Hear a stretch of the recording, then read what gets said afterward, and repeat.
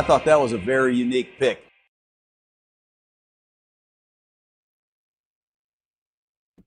What's going on, everybody? We're back. We are back. We're back. Season 2, the Picks Podcast. I'm your host, Matt. This is your host. Oh, he's over here. This is your host, Kyle. Your co-host. Hi. Wow. It's been a long off season. It's been a long off season. Yeah. We've got new locations, both of us. Mm-hmm. New backgrounds. There will be more on this wall. Next show, there will be more on this wall. I guarantee it. But the wall is coming along. Very, very nice. Kyle, you still have, what are you rocking behind there? You got I got little beach. little beach photo? Little beach vibes. Little beach vibe? I love that. We got football coming up soon. And that's like, Oh my god, that's that's crazy. like really, really exciting. I don't know, like I don't know about you, I was footballed out. I was footballed out after that incredible run. Obviously we're referring to our Philadelphia Eagles, our Super Bowl champion Philadelphia Eagles. Philadelphia Eagles. I have a magazine right there that says they won the Super Bowl, and I'm gonna have a picture soon that says they did too. But it was a long season in 2024. A lot of ups, a couple downs, but mostly ups. You know what else was up? The KBTs was up, and that's coming back. KBTs was up. Big KBTs. We're gonna get into the KBTs next week as we do our Week 1 preview. But for today's show, we are gonna focus on the AFC, giving you a breakdown of each AFC team, what their outlook is for the 2025 season, every major move, our opinions, and we're going to tell you what we think the playoffs will shape up like in the AFC, as well as our award predictions, all the major That's correct. hardware. Major awards. We'll be giving our way too early preview of that. I do want to start though. There were some rules last time we got on the phone, Kyle, in March. There were some rules on the table, some adjustments to be made, and those adjustments have occurred. So Yeah, but not the tush push though. Tush push is back, baby. they tried. Can't stop the tush push. They It's try. All right, so- unstoppable. Here's my take on the push. It's a football play, and the only reason it was ever put to vote to have it banned is because the other teams are just not as good at doing it. Yeah. That's the singular reason. Sorry. They hate us because they ain't us. Sorry. They hate Had us to be because they said. ain't us. No, there were a few rule changes though. I think 4 to be exact. 2 are pretty major, and then 2 are kind of, whatever. The 2 major ones. Overtime in the regular season, each team will now have the ability to possess the ball on offense. Still 10 minutes in the regular season, 15 minutes in playoffs, but in the regular season now, touchdown will not end the game. Good rule. That's correct. I learned that rule. in the new Madden. Because I play people online, and when it gets to overtime, they're stupid and they think it's regular overtime rules, and I know it's not. And when they try to run out the clock and kick a field goal, I know I'm gonna get the ball back and I score a touchdown and I win. It's hysterical. It's happened a few times. I like this rule. This makes sense to me. Should have been done a long time ago. I don't even know why they changed to 10 minutes. It means there's gonna be a higher chance of ties. Give me I more love ties. that. I love that too. I bet right now there's gonna be a tie this year. When's the We're due last for a tie that There hasn't been a happened? tie since I think 2022 with the Giants and the Commanders. 2022. Yeah, I Was think the you're last right. tie. Yeah, I think you're right. That was the last So tie. we're due for a tie. I think statistically, it's one in every 300 game or one in every 400, Yeah, 500 something like games is a that. tie. So we're due for a tie. Liz says the tush push moves on. I love it. Tie locked in. Lock in. Second rule change. Prop bet on a tie. I'm not a fan of this one. Touchbacks. Now you're bringing the ball out to the 35-yard line. Oh, I like this. I want more returns. Oh, no, dude, I don't like it. I like the returns. At the 30, They're all right, look, exciting. I know analytically there's no discernible difference between starting with the ball at the 25 and 35. I think it's literally 0.01 or 0.1 points per possession of difference. So it's discernibly there's not really any difference, but I don't know. I guess It's exciting. Don't you want to see more returns? I guess it changes the strategy a little bit because I feel like It you're does gonna because I feel like even though last year they changed the rule with like the new updated kickoffs Mhm. and they had the return like the touchback at the 30, so now it's at the 35. I feel like they're trying to encourage They're trying to more encourage more returns. that More and football. but like they're trying to encourage more kicks in the landing zone specifically. Yes, so more returns. Yeah, Why are you anti-returns, Matt? I'm Special not. teams is a third of the game. I'm not anti-returns. I just think It's more a teams third of should the have been game. doing that already. Do you just disrespect special teams? Not at all. What are you talking about? You hate special teams? Why do you not want more returns? I love special teams. I could talk about special teams all day. The two-man wedge. It's my I'm favorite big play in special football. teams guy. That's my favorite scheme concept in football. The two-man wedge. Couple other rule changes. They expanded replay assist. I don't know if this is going to even matter because. Dude, low-key, I liked replay assist last year. Well, no shit. I mean, like, come on. Like, every time they used it, it was really nice. But like, they didn't so- use it for certain stuff, and now they're expanding it. I think it's going to be good. So they I'm excited expanded it for face masks, horse collars, trippings, and hit to the head flags can now be picked up with that's replay huge. assist. But those calls cannot be challenged. So, you know, here's the thing that Yeah, but I think with they get obvious stuff back with the replay assist. I think this is gonna help a lot. I'm pro replay. I am pro replay assist, but I don't know if you saw that little PR campaign they put out with Troy Vincent where they said the NFL basically said it's important that the replay assist cannot throw flags. Why? That's the whole point. You should have a judge in the sky being able to look down. Because if you're a ref on the other side of the field, you're throwing a flag. Why are you throwing a flag? Like, you know?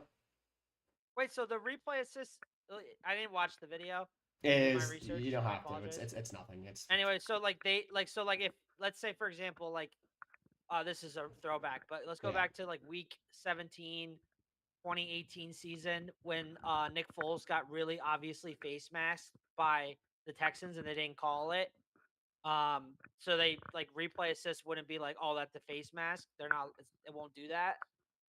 Well, you're testing my knowledge with that play, but Or will it be like the Texans game in the divisional round this year when they called like roughing the passer or unnecessary roughness or whatever on Pat Mahomes, but it was clearly the two Texans. Yeah, they could pick that. They could pick that up. So that they would pick it up, but they can't throw a flag. Yes, correct.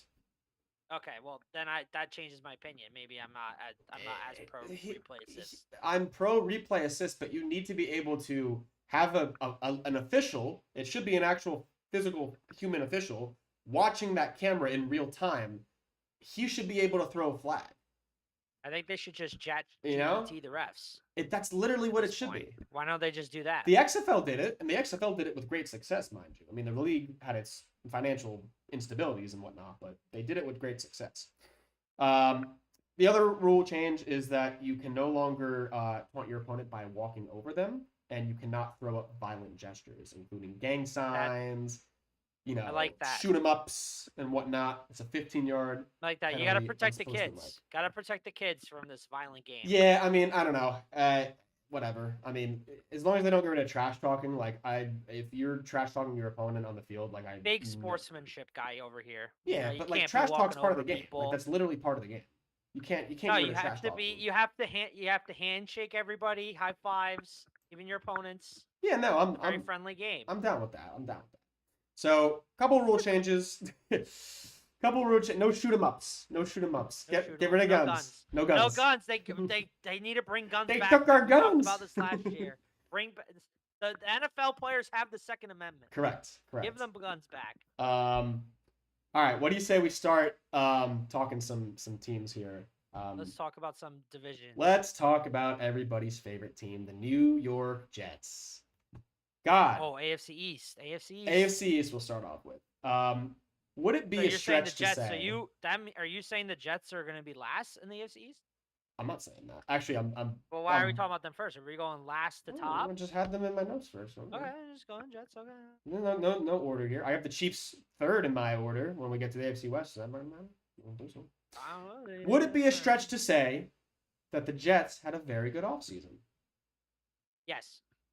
All right. No, it's not a stretch. Oh, okay. All right. No, it's accurate. Yes. Oh, it's accurate. Okay, so you agree with me here. I agree. They had a very good offseason. Will they be a good team? No. Let's talk about the good. All right, they signed Justin Fields, 2 years, $40 million. That's not the good. Well, here's the good. They didn't rush into an Aaron Rodgers situation. They didn't Well, they learned from that. Hopefully. Yeah, they're not a quarterback away, and I think they learned that. I think 2 years, $40 million with 30 guaranteed is very good value for a starting quarterback in today's NFL. We know the knocks on Fields. He's inaccurate. He could be slow to read the field. He's got happy feet in the pocket. Can't throw. I don't think that's true. Have you heard the reports come out of training camp? Dude can't throw.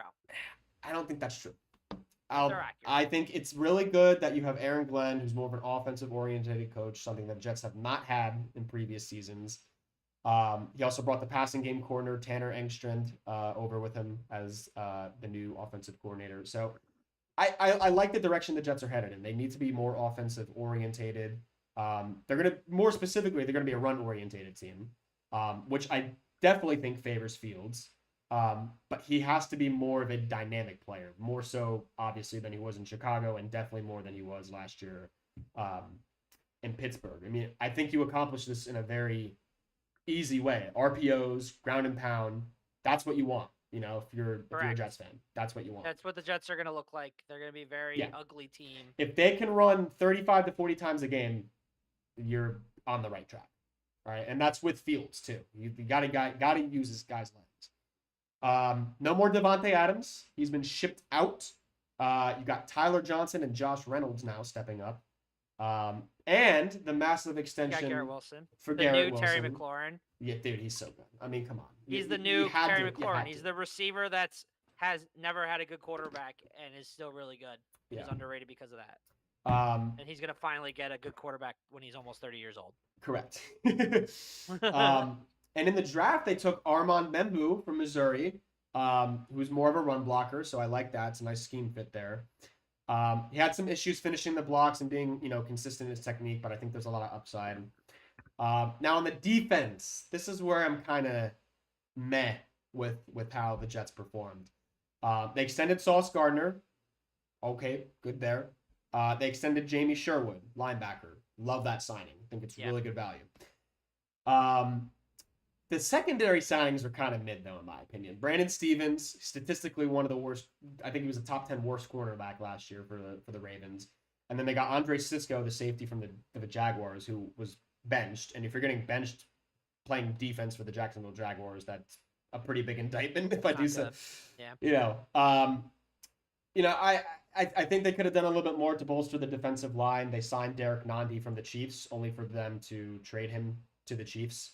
I don't know if you saw that the other day. They traded him back to the Chiefs. So I think a lot of good happened for the Jets this offseason. I mean, what are we talking here? I like Aaron Glenn. I think 8-9 wins. I like Aaron Glenn too. I think he was able to. That Lions team was fucking destroyed in the defense. At the end of the year, and he made them somewhat competent. I know what happened in the divisional route, but they were decimated by injuries. Yeah, and they still held it together for most of the year. I think it's gonna be. I think the Jets rebuild is hopefully gonna be. The Jets should be hopeful that's gonna be similar to Detroit's. Mm-hmm. It's gonna be tough to start, but I think Aaron Glenn's gonna bring a tough culture mentality. They're gonna be a big ground and pound team. He seems to be a big culture guy. He seems to. I think the Jets. I went through all the teams in preparation. Went through every game. I have the Jets, unfortunately, at 4-13. Oh, however, my God! What? It's just the way it worked out. It's the way it worked out. Oh yeah, I'm high on the Jets. Yeah, 4 wins.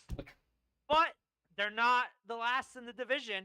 They're number 3 in the division. I'll say that. Yeah, and the next team is the last team. Is the Dolphins. Yeah, the Dolphins are the last team. Yeah, I'm not a fan of the Dolphins. So the Dolphins, I think I only did the AFC, but I think I had them going I think Mike McDaniels is the first head coach fired this season. It would suck. I actually am a big fan of Mike McDaniels. Which sucks because I really like Mike McDaniels. Yeah, I like him as a person. I just think the culture there is just terrible. Here's the thing, right? So their number one objective this year should have been protecting Tua Tagovailoa because the guy's made of glass bones and paper skin. Correct. So how they do bolstering that offensive line? Well, they signed James Daniels from the Steelers, who tore his ACL last year and was like a starter for 1 year. Liam Eichenberg, he's starting training camp on the PUP list, and he's not expected to start week 1. they have second-year guy Patrick Paul. He's now the starter at left tackle. He played in all 17 games last year, starting in 3. Struggled in the pass protection, but reports out of training camp say he's trending in the right direction. Looks like to be a promising starter. A little bit more newfound confidence at left tackle, so good there. But then Austin Jackson, who should have been back at right tackle, he missed 9 games last year. He's got hurt in training camp. So, and instead of going in the draft and getting an offensive lineman, they got Kenneth Grant from Michigan on the D line, which is it's weird for 2 reasons. One, it's not an offensive lineman, which I thought they were going to trade up and get somebody. I thought they were really going to. I thought they were going to take Armand Menbu. I thought they were going to trade up for him. That's weird. Teron Armstead retired. So, Teron Armstead retired. Yeah. Tackle. Jesse Davis retired. Yeah, like they took Grant, but it was weird because I thought they were going O-line, but then the guy's more of like a run stopper. And he retired actually after the draft. Who? Teron Armstead. He retired in June. So I guess maybe they just shouldn't have talked to him more, or maybe he realized the Dolphins are bad and he just wanted out. Yeah. Yeah. I mean, so all that to say is they didn't really shore up the offensive line like at all, and they're really banged up coming into the year. So typically, historically, that does not usually get better as the season goes on. It usually gets worse. Defense is weird. Like I said, they got Kenneth Grant, who's, he's more of a run stopper, but Miami really struggled to get after the quarterback last year. So I thought they were going to at least go after somebody who's a pass rusher and somebody who's, more. Well, they do have Chop Robinson going into his second year. Chop Robinson, I'm high on. He had a little splash in the Defensive Player of the Year race. Defensive Rookie of the Year. Yeah, they have solid guys like, Bradley Chubb, Matthew Judon. You need Jalen Phillips to finally stay healthy. The guy's missed time in each of the last 2 seasons. They got rid of Jalen Ramsey and Jonnu Smith, but they got Minkah Fitzpatrick back. And then Artie Burns, who they signed, tore his ACL. Darren Waller. They got Darren Waller? Oh, how did I miss that? You didn't know that? They traded the Giants to get Darren Waller's rights. He's finally back on the field. He was on the pup for a little bit. He's done with his rapping career? Retired, but he's back. Is he done with rapping? Yeah, he's done rapping. Oh my back god! With the Dolphins. What was his rap name? How do you know? Garbage. Darren Waller rap name. I have to know. He just goes by Darren Waller. No rap name. Makes sense. It's very, very name recognizable. Jesus. No, the Dolphins, I don't think are going to be good. All that to say, yeah, I'm not really high on the Dolphins this season or in the future until they properly address that offensive line. I think it's too risky. I think it's a culture thing. I mean, do you remember all the players who were complaining about Vic Fangio? Yeah. Vic Fangio goes to the Eagles and has the #1 defense, and the whole time when he was in Miami, they were just bitching about him. They need a tough guy to come in there and reset the whole culture. I like Mike McDaniel. I think he's a smart guy. I think he's a great schemer. I don't think he has a mentality to keep a group, especially Miami with all the distractions. Together. And I think you can see it with the reports coming out that they got pissed at the Bears for trying too hard. Oh yeah, I saw that. That was crazy, right? I think this team's about to implode. Tyreek Hill's been blowing up smoke. Would not be shocked if he's traded midway through the year. Like I said before, I think Mike McDaniels is the first coach fired because I think this locker room is going to implode. I currently have them last in the AFC East. As do I. Also at 4-13. Yeah. Just the way it shaked out, but I do not like the Dolphins this year. I do not like the noise coming out of camp.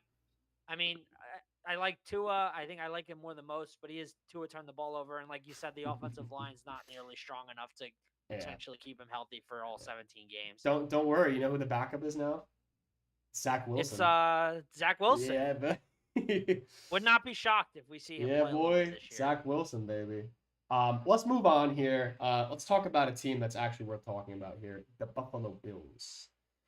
I am all in on Buffalo this year. I agree. I love very Buffalo. High on Buffalo. Josh Allen, they made him the franchise guy. 6 years, $330 million. God damn. 147 guaranteed. James Cook they extended on a 4-year deal. They added Josh Palmer and Elijah Moore at the receiving position. They spent money on their defense as well. They got Gregory Rousseau back, 4 years, $80 million. They got Joey Bosa on a 1-year deal. Tre'Davious White is back at corner alongside Christian Benford. He wasn't that good last year, but I think he'll be good with the He'll be Bills' better. scheme. I like the guy they got out of Kentucky too, Maxwell Hairston, at cornerback. I would expect Buffalo to be aggressive at the trade deadline.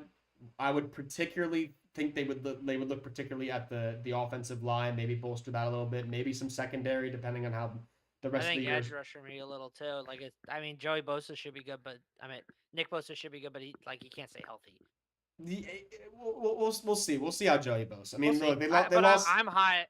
They lost Von Miller. You know, Joey Bosa. They had Von Miller was kind of washed at this point. He had some good times. He's at the super team retirement home with the Commanders right now. All that to say is, I mean, I don't really have any notes. I think Buffalo did exactly what they needed to do this offseason. I like the Bills to repeat as division winners in the AFC East. I mean, I think they're clearly cut the best team in this division. I'm very high on Buffalo. I have them actually as the 1 seed. I'll spoil that right now. At 14-3. I think their schedule's relatively easy. I think their division's relatively easy outside of a sneaky New England. For sure. But I think I'm really high on the Bills this year. I think this is their year. I think last year was arguably a rebuilding year, and they made it to the AFC Championship game. Yeah. Well, I don't know about rebuild year. Not rebuilding, like a retooling year. Retooling would probably be a better word there. Better word for it. But they have the MVP. They have in my opinion, I think he's the best quarterback in the NFL right now. Wow.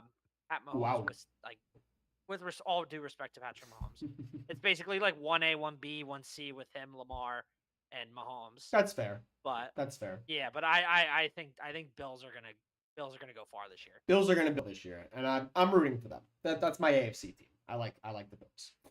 You did mention a sneaky New England team, and I gotta tell you, sneaky New England team. I love New England this year. I love them. They are my dog. I will bet my bottom dollar they are fighting for a playoff spot in the last 3 weeks.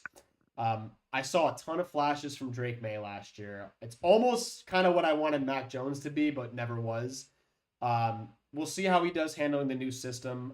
That Drake May played a Ramondre Stevenson at the end of the Titans game last year. Oh my God, that was incredible. Yeah. What a stud. There's changes in the coaching staff. Jamie's the only draft pick from last year that's. I mean, I haven't double checked this because I've just heard people talk about it, but I haven't checked with the roster cuts today. But I think you know what? Was he the first? Was he the only member of the 2024 Patriots draft class that made it to the team? Made the 53-man roster? Drake May? Yeah, I think he was. Unless Polk maybe did, but I don't think he did because I think he got hurt. I will look this up at a later time because I do not have my AI. That's fine, not a big deal. But arguably, he's maybe one or two people. That's crazy. And the one is probably just Drake May. Because I feel like New England's been pretty good at drafting recently. No, they've been horrible at drafting recently. Didn't they draft Brendan Strange with their number one pick? I mean, they got Strange. Drake May, but like, what else? Cole Strange. Yeah, Cole Strange. Is he gone? Like he might still be there, but yeah, like, dude, I'm he's just not, saying, like Bill Belichick was getting senile. He's a starter. Yeah, but he's not like special. I don't remember who they could have taken. Oh my God! Yeah, they cut him. They cut him today. Holy shit! They're big booty cheeks at draft. Wow! They cut Cole Strange today. Holy crap! All right, maybe I have to. I might have to dig into this a little bit more, but they're booty cheeks. Gerard Mayo is out after 1 year. It's the Mike Vrabel show now. They were. Draft this You year. know, Josh McDaniels stays. That guy seems to just he's got a job there in New England for as long as he wants. Dude, you know they're a wide receiver room. Stephon Diggs. I low-key like it. Demario Douglas. They got the rookie Kyle Williams from Washington State. They got Kendrick Bourne. They got Matt Collins. Preseason. It feels to me like the Patriots wide receiver room is kind of like a basketball team where like everybody has their own role and like everybody has a specific thing. Efton Chisholm, he's the best undrafted rookie wide receiver that you've never heard of. He's from Eastern Washington. This guy is going to be just like Julian Edelman. He did get hurt, but I think he's still projected to make the roster. Please tell me he made the roster. Can you check? I mean, the rosters are set. Chisholm. They got set today at 4:00. He made the roster, baby. I love that. Ooh. I love that. That's a nice story there. But yeah, I love their wide receiver room. And have you seen their defense, dude? Like talent-wise, on paper, They got a lot. they're They got Milton unbelievably Williams, stacked, dude. Super Bowl hero Like, for the highest paid contract of free agency this year, Milton Williams, outside of Sam Darnold, Robert Spillane, Harold Landry, Carlton Davis. My breakout candidate, if he gets reps, which I think he should be in line to do so, Kayvon Chason, who I really thought. I thought he was going to break out a little bit more last year with Las Vegas, but he had a career high last year, 5 sacks, and he didn't even start the entire season. So I love him in this Mike Vrabel defense. Kyle Duggar's stock is a little bit down. They got some questions at the secondary position, but I mean, on paper, they are extremely, extremely talented. So I'm very, very excited for this Patriots team. I really think Drake May is going to take the next step. I think they're a sneaky playoff team. I like Mike Vrabel a lot. I think he's a very. It's kind of shocking. It sucks. He kind of lost that power struggle in Tennessee, but he's such a great coach. The thing is, he led that Tennessee team to the 1 seed a few years ago. Yeah, man. He had that incredible playoff run where they got all the way to the AFC Championship game against the Chiefs the first time the Chiefs won the Super Bowl. But I mean, I have them at 10-7, second in the division. Unfortunately, I guess with tiebreakers picking through all the games, I don't have them in the playoffs, but that doesn't mean that I wouldn't be shocked. Oh, we gotta keep going then, because I gotta know who the hell is in your playoff spot. 10-7 doesn't get you in the AFC. 10-7 doesn't get you in the AFC. Let me give you a spoiler alert. 10-7 gets you in the playoffs in the AFC. I can guarantee you that. I don't know, man. I don't know. Let's move on to the AFC North. Let's start with the Steelers here. They had their names in the headlines this entire offseason. And that's mostly in part because it's the Aaron Rodgers show now. Aaron Rodgers show. Minus George Pickens plus DK Metcalf. So there's a lot of asterisks going on in the Pittsburgh area. We knew Aaron Rodgers was going to be a Steeler. He just liked to drag his nuts and his name and everything that he owns into the news cycle. Spring training and stuff. Oh my God. He bought a house in Pittsburgh in like freaking February. Like we knew this. We knew this. We did mention earlier they traded Minka to the Dolphins, but they did get Jalen Ramsey. They paid TJ Watt. And Jonnu Smith. They got. I know you love your Jonnu Smith. I'm a big Jonnu guy. We love Jonnu on this pod. They got TJ Watt extended 3 years, $123 million. They picked up a couple Eagles, as you know. They got Darius Slay and Kenny Gainwell. Yeah, Gainwell, Kenny G. Kenny G. I love Kenny G, man. It stinks. Stinks that he's in Pittsburgh now. But they also got Caleb Johnson, running back from Iowa, who I think they'll mix him in a little bit. I mean, they got sneaky little running back room. Kenny G, Jalen Warren, and yeah. I mean, that's a committee. That's a committee all the way. Committee. Bad for fantasy, good for winning football games. Yeah, good for winning football. I mean, is it not Arthur Smith salivating at the mouth? Yeah, with his committee and having Jonnu. He's salivating at another 9-win season. That's what he's looking at. Oh, 9-8. That's what I have him at. 9-8. You know what? I went through the games and I actually had them going 8-9. And I'm like, and I looked at it. I'm like, well, that's not right. That's obviously not going to happen. So I had to go back and give them another win. I was like, all right, we got to give them one more. All right. You know what's funny? Same thing happened to me. I had them at 8-9, and then I was like, then when I did the reshuffling at the end, I was like, I'm like, I don't have the goal. I don't have the goal to do it. Perfectly balanced. Yeah.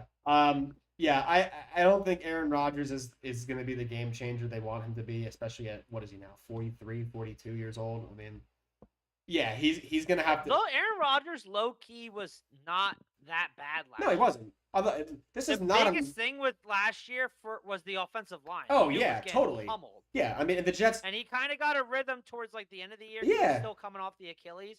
I low key think Rodgers is gonna have a pretty decent season. Oh, don't get me wrong. He was not the problem in New York last year. He was absolutely not the problem. He was beyond fine. You know. New York is its own issue. It's where it's because it's in New Jersey. That's probably why. Yeah, I'd say the Steelers' ceiling is probably, I mean, maybe 11 wins.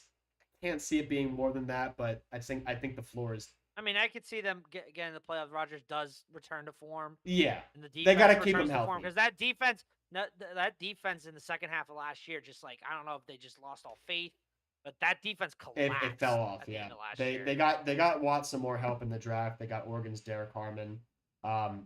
He is hurt, and I think he is going to miss some time to start the year, but they said he won't be on the IR. So whenever he gets back into the swing of things, that'll be big. I think it's probably 9, 10, 10, 11 wins, something like that in that area. Let's go to the Browns, because the Browns also had their names in the offseason. Actually, if you go on ESPN right now, they're probably talking. There's a 50% chance they're talking about Shedeur Sanders right now. He made the team. Yeah, he made the team. Mr. Fucking Sanders, he All made the right. team. Um, QB3, baby. I'm gonna give you QB3. because I'm not ESPN and Kyle's not ESPN. I'm gonna give you my 30-second analysis on Shedeur Sanders. Why did he fall to the 5th round? It's obviously his mechanics. He has extremely erratic footwork. He takes way too many steps in his drop back. He's streaky. He has poor rhythm.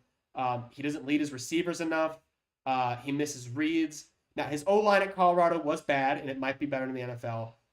But he is very athletic, and he can play out of structure and on the move, so I do like that about him. He does have the ability to make plays if necessary, if he's flushed out of the pocket. He's got big character issues, though. I mean, have you seen this guy mic'd up on the sidelines? It's like, I don't know if he has I don't know if it's because he has 6 brain cells total, or if that's just who he is. I think that's just how he is. Yeah, that too. That had to have played a role. It's his dad. His dad was like the same way, but the problem was his dad was a generational talent, and he's not. Do you have anything else to say, Shedeur? Because I have one more thing. On Shedeur, I think that he fell. I think all because of character issues. I think low-key he's gonna be I think he's gonna be in the league for a little bit if he fixes the character issues. I think he was humbled a little bit. I like to think. Yeah. But we'll see what happens. Yeah. I wouldn't be shocked if at some point he's starting, just because the Browns, I don't think are going to be very good. No. But Joe Flacco though. Yeah. Joe Flacco. Well, I'll say this is the last thing I'll say on Shedeur is that I want to quote him. This is a very eloquent quote. Your small brain might not be able to comprehend the words I'm about to say, but this is Shedeur Sanders on learning from Joe Flacco. I see Joe do something, and I'm like, all right, bro, I'm gonna try that. And then I do it, and it's cool because I'm like, hey, bro, I did this because I seen you do it. And then he'll be smiling like a proud dad. End quote. Love the quote. Character issues fixed, thanks to cool Joe Flacco. Speaking of Joe Flacco, he was named the starter, as he should be. Yeah. You know. And Kenny Pickett got traded. So, maybe that's a good sign. I love my Super Bowl MVP Kenny Pickett. Sir. Thank God he got out of that QB graveyard. I maybe it's a good sign. They saw something with one of the guys where they're like, all right, if Joe goes down, we'll be all right. I think the Browns are going to be extremely mid. They might have 4 or 5 different guys start a game at quarterback. I'm not even with the O-line and shambles. I think Shedeur will start. Oh, Shedeur will make a start. Dylan Gabriel will make a start. Will start. Joe Flacco obviously will start week 1. And did they have 5? No, that was the 4, right? They released Tyler Hunt. They had Tyler Huntley was the other guy. But he's released. They released him. And then Kenny Pickett was traded to the Raiders. Yeah, they're carrying 3.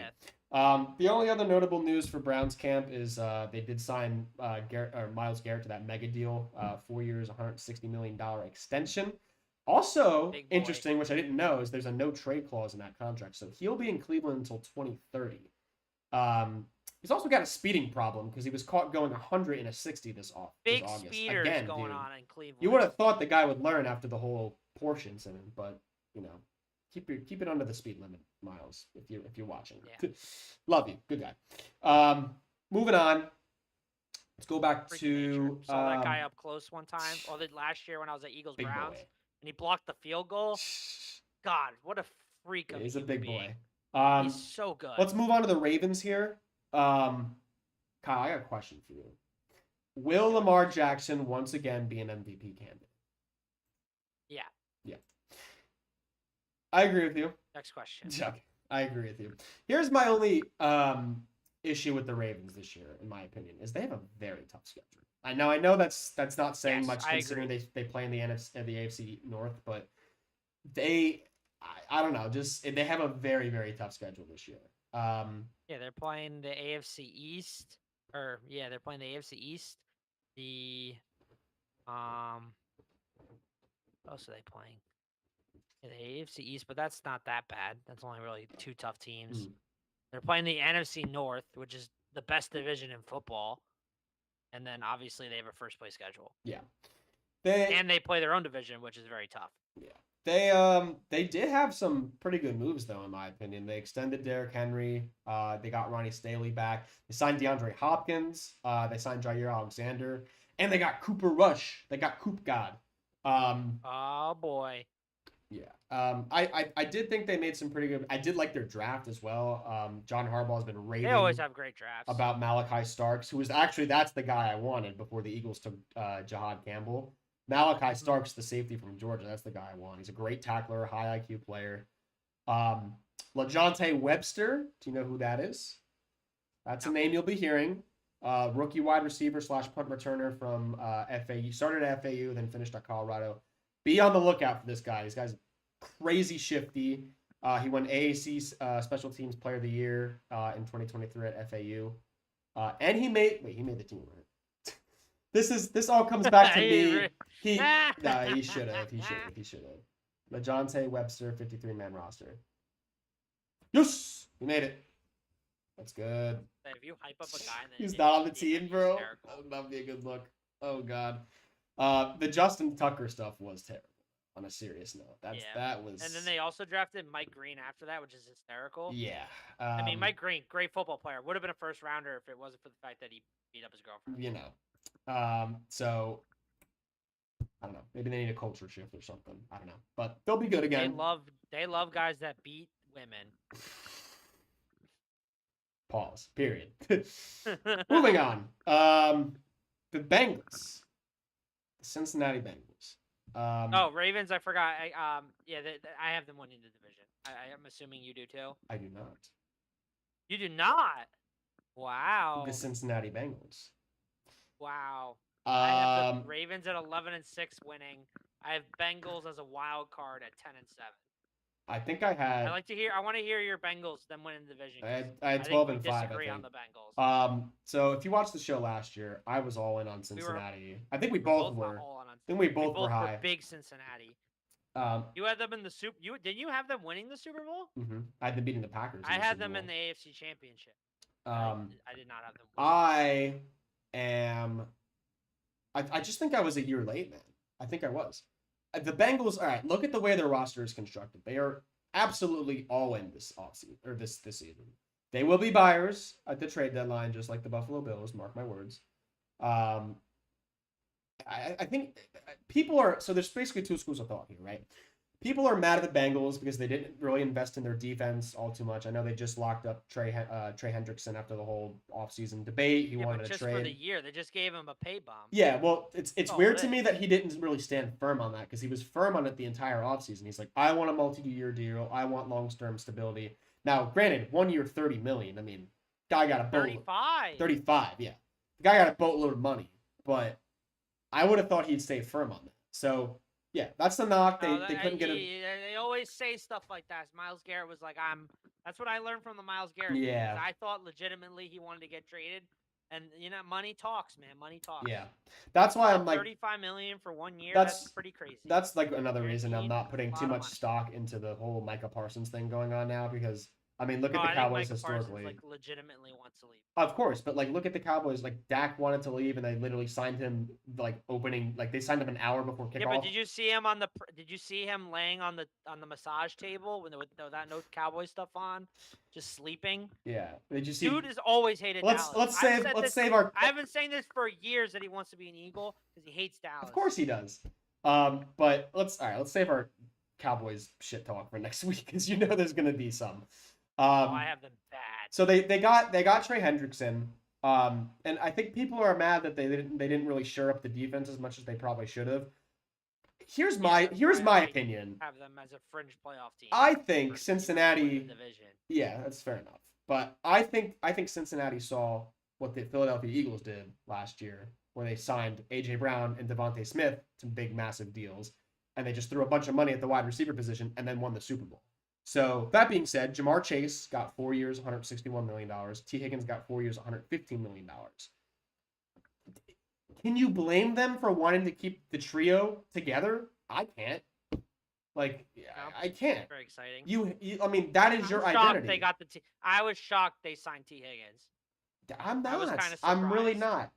And I No, said but this just back in knowing how March. cheap the Bengals are, the fact that they signed T. Higgins, I Yeah, was but kind people of are upset because as an they're saying organization. that money should have gone into their defense, which is like, all right, fine, but like, you get marginally better. Yeah, you're not that. I think they have decent depth and on their defense. I honestly really do, but they don't really have playmate. Like they got Shamar Stewart, and by the way, that situation was weird, wasn't it?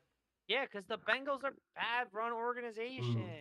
They couldn't sign their first round pick forever. They had this Trey They got it Hendrickson done, thing though. can go for on forever. They could have probably signed T. Higgins and Jamar Chase like a year ago. They probably for should have less. for one of them. And they probably should have. Yeah. They just and then They like waited. they're having their Ring of Honor ceremony, and apparently they're telling like all the people that want to come that they have to pay for their own flights. Oh, that was bad too. Yeah, that was bad. They're a very cheaply run organization. Yeah. Their defense is low key terrible. I mean, I love my boy Tanner McKee, but he tore up their starting defense. Yeah. And with like backups all around him. I'm trying to learn from last year. Last year I was really high on the Bengals because Joe Burrow. Mhm. He had MVP like season, but you have to remember like their 5-game win streak was against only one playoff team. It's fair. It's a fair point. Broncos. And their defense, they're gonna just be doing shootouts the whole time. Correct. Like I like them. I like them a lot. Like I still have them in the playoffs. But again, I have them at 10-7. Like so, I think there's a couple other teams I have in that 10-7 range that don't make the playoffs. I think just because of how tiebreakers shaped up. But like, I wouldn't be shocked if they don't make the playoffs again, just because of that defense. Look, your concerns are fair. I disagree, obviously, but I think your concerns are fair. I think that it's not a done deal. I don't think just because they lock down their two best offensive weapons just automatically makes them a division winner, especially in the AFC North. I don't know. I got a feeling. I think I was a year early. Gotta think like I think they have a very easy schedule as well. Passing like that, you're not going to be able to. I think because of their schedule, I think I'd be a little surprised if they don't make the playoffs. Oh, I would. Because I think their schedule is pretty easy. But I do not see them winning the division with how powerful the Ravens are. All right, let's move on here. We're going to talk about the AFC South. Let's start with the Tennessee Titans. They had a lot of picks, including the number 1 overall pick in Miami's. The least talked about number 1 overall pick of all Dude, time. I know. It's been like radio silence out of Nashville, right? Like there's been way more talk about some random. Oh my god, dude! I've heard more. I'll put it to you this way: I've heard more about Quinn Ewers than freaking Cam Ward. It's weird. It's a weird situation. They've cleaned house essentially, which is another reason why they moved on from Mike Vrabel. New GM Mike Borgonzi, who was actually the assistant GM in Kansas City, so good hire. Brian Callahan in year 2. He's got to start developing. On him. He's got to start developing some of that young talent that Tennessee brought in. I think specifically on the offense, we're looking at J.C. Latham now in year 2. They got Dan Moore coming in from Pittsburgh, who's only 26. So a couple offensive linemen. Obviously, the guy Cam Ward, who's going to be the starter this year. Cam Ward's arm will impress you at times this season, but he's going to make a lot of mistakes. He's a very raw talent. I would say my honest comparison is think of him more as he's like a more well-rounded Anthony Richardson. Like he's got like insane arm strength, but he is going to make like what the hell are you doing throws. The thing is he just really doesn't have that weapon yet. Like Calvin Ridley's nice, but he ain't it. Your wide receivers too, Tyler Rocket. He's now at the end of his career. They finally cut Treylon Burks, which sucks because he had the worst trade of all time. Oh my god, dude! Could you imagine if they had 8? I mean, in hindsight, in hindsight's 2020. But sucks for Treylon Burks. He fractured his collarbone in training camp and then got cut. So feels bad, but thus is life. They did lose a little bit on the defensive end too. They notably Harold Landry. I am excited about the rookie they got from Penn State, Kevin Winston Jr. Yeah.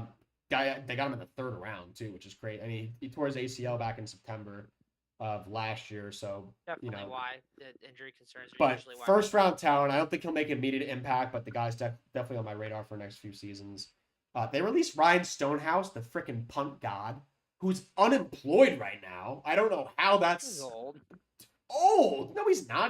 He's like my age. I think he might be younger than me, dude. Is he? Yes. I thought he's like. He's like, I bet you he's like 26. He's probably hurt then. 26. Oh, he's 26. He's call younger it. than me. Yeah, he's younger than you too. Crazy. Poor Oh, he guy. joined the Dolphins. Oh no, he joined. No, the Dolphins cut him podcast. because they're stupid too. Yeah. No, I think the Titans brought in Johnny Hecker, if I remember correctly. I'd have to someone fact check me on that, but look, the Titans won't be good this year, but I think you'll see, like, you need to see something. You need to see guys step up. Oh, he's like kind of hurt. He's hurt. Ryan Stonehouse, I hope he'll be back, dude. Yeah. I hope he'll be back. He got cut because he's hurt. He's gonna be back in the league. Somebody will sign him this year. Mm-hmm. Yeah, the Titans won't be good this year, but I think you need to see something from Cam Ward. You need to see something from some of these younger guys. You'd like to see somebody step up on the defense. I think people say it's an important pivotal year for Brian Callahan, but I honestly don't think so. I think unless it's like really bad. He hasn't really inspired me confidence, Brian Callahan. We'll see how he does with Ward, but I wouldn't be shocked if he gets fired. I'd be surprised. I don't think it might not be the right move, but I wouldn't be shocked. I'd be surprised unless they're like 2, 3, 4 wins. I'd be surprised. And I have him at 5. Yeah, I think I had him at 5 too. They have a tough schedule. Let's move on here to the Jacksonville Jaguars. Now, I know for a fact, we tried not to talk. Jags guy. We tried not to talk football a lot this I'm offseason. a year late. I'm a year late on the Jags. You're high on the Jags. Tell me why. High on the Jags. I like Liam Cohen a lot. Duval. Baker Mayfield. Duval. I think Trevor Lawrence may not be as impressive as Baker was last year because I think mainly with the offensive line. Mm-hmm. So I toned down a little bit because I had the Jags being like really good this year. I toned back a little bit, looking more into it. Yeah. But I still have them winning the division. Okay. The 4th seed of the AFC at 11-6. I toned it back. What'd you have them having? What'd you have them? 13 wins? I had them potentially for the 1 seed. I was really high on them. That'd be shocking.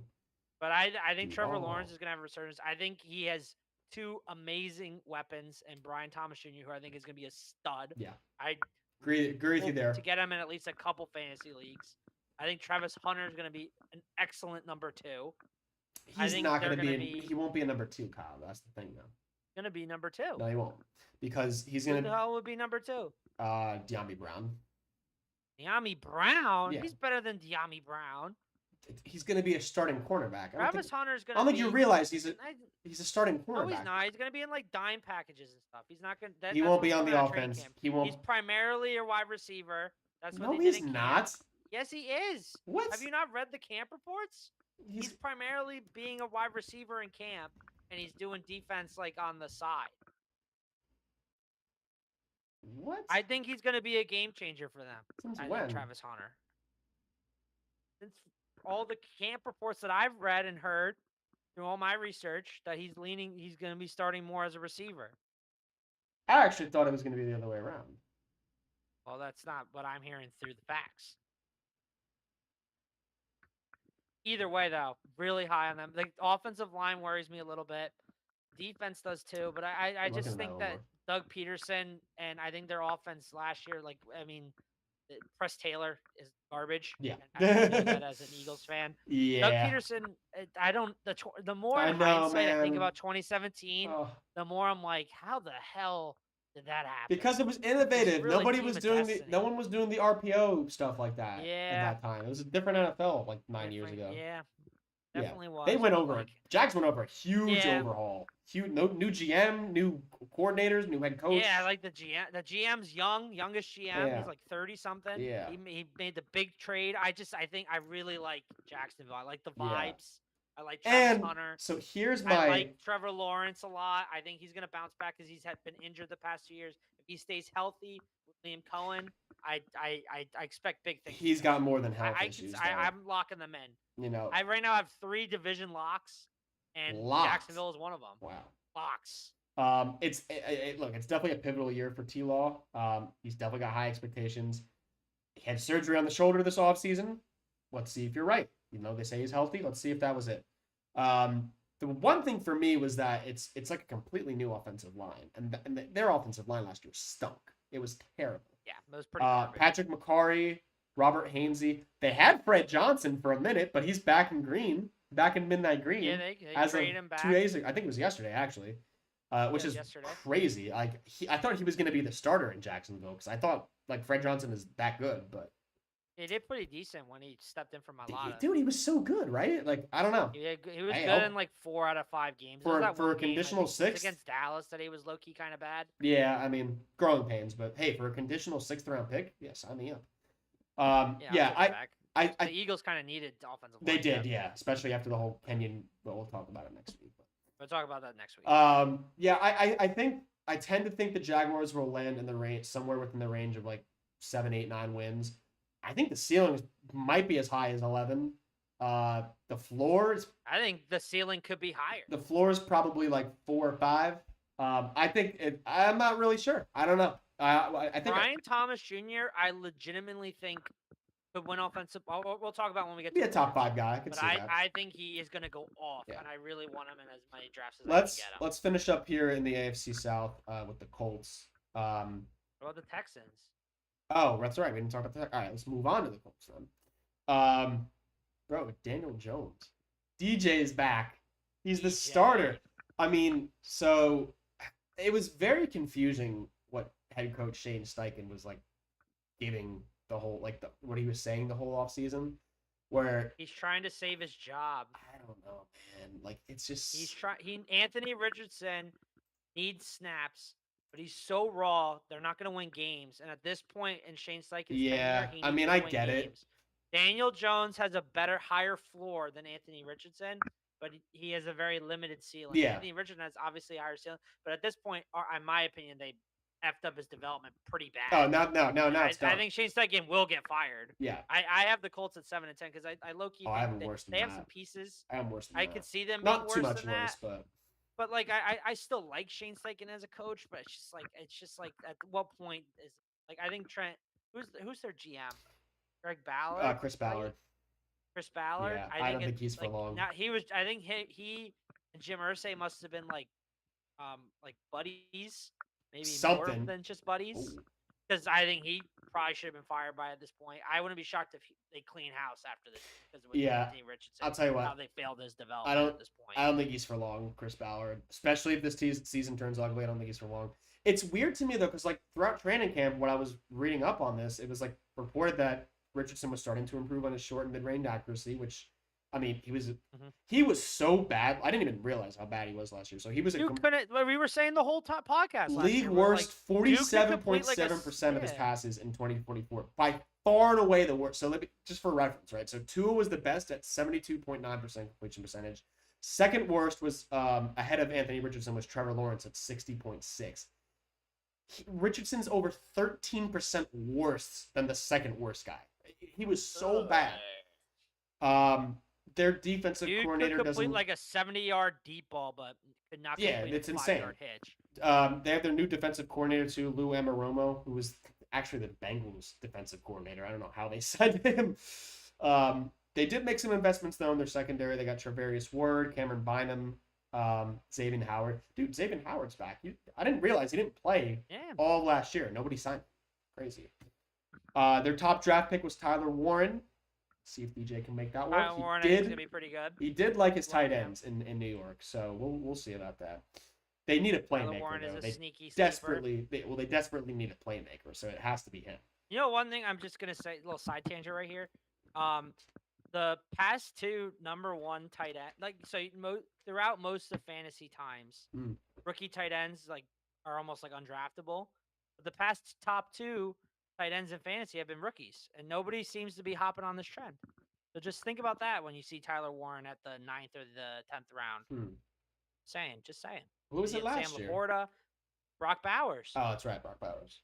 And you had Sam Laporta the year before. So wow, saying, Sam Tyler Laporta was Warren, tight end 1. I think incredible value in the 9th or the 10th round. Yeah, we'll see. We'll see about the Colts. I think 6 wins in that range somewhere. I have them at 7. Now, here's my division winner is the Houston Texans. I like the Texans this year. I saw a lot of good things from the Texans at the end of the season last year. They have to protect C.J. Stroud, though, now going into year 3. Yeah, and their offensive line arguably got worse. And they started by trading away Laramie Tunsil to the Commanders. Now, they did get a bunch of picks. Cool. They did sign a slew of guys to replace him. I think it was Trent Brown, Cam Robinson, and then Laken Tomlinson. All-inspiring names. They cut Trent Brown. Robinson got hurt. So now it's like Laken Tomlinson, but he's like at the end of his career. And then you have the Joe Mixon mystery injury. I know, yeah, dude's on the He's pup now list going to be out the first. Yeah, he's going to be out the first 4 weeks. It's his foot, isn't it? Yeah. But they won't say what about his foot, which is, I mean, for football. He did it off the field. It wasn't football related. Yeah, they didn't say what it was. It was some jet ski thing. I thought that's what I heard. Interesting.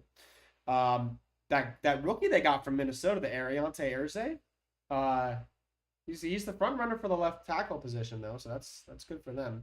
That's something. I think I think the Texans' game plan is they're going to try and run it back with that strong defensive line because like that's what really carried them at the end of the year. Their defense is incredible. Yeah, dude. Will Anderson, Danielle Hunter, Sheldon Rankins, Henry 2020. They've got guys. They got guys that make plays. It sucks that they got C.J. Gardner-Johnson, who's now out indefinitely with that knee injury. They thought it was season-ending, but I don't think it is. I'd have to check myself on that. What about freaking dude? Do you hear about Jimmy Ward? In the offseason? Yeah, that's kind of crazy. Dude was arrested twice this summer. Had to beat up Not a fan of that. beat up a family member, and then he was drunk driving. And now apparently he was all cracked out on meth. And he was like beating up the mother of his 3-year-old son. Yeah, dude's got to watch Breaking Bad. It just messes up your whole life. Bad person. Bad. There's no timetable for the return on Tank Dell. Stephon Diggs is gone. Destroyed. Yeah, I feel bad. I mean, that just seemed like it just scream like career over, unfortunately. Yeah. It stinks. Stephon Diggs is also gone. Christian Kirk's going to be his replacement.